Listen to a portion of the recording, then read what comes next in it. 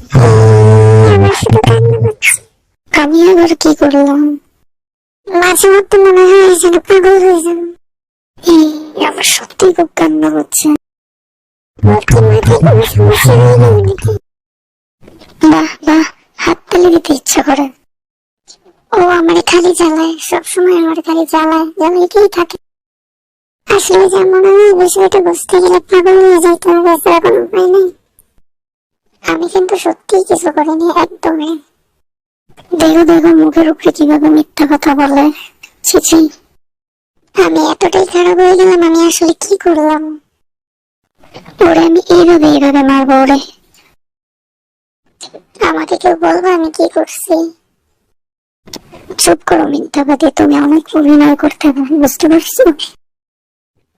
আমি আসলে এখনো জানি না যে আমি কি করছি।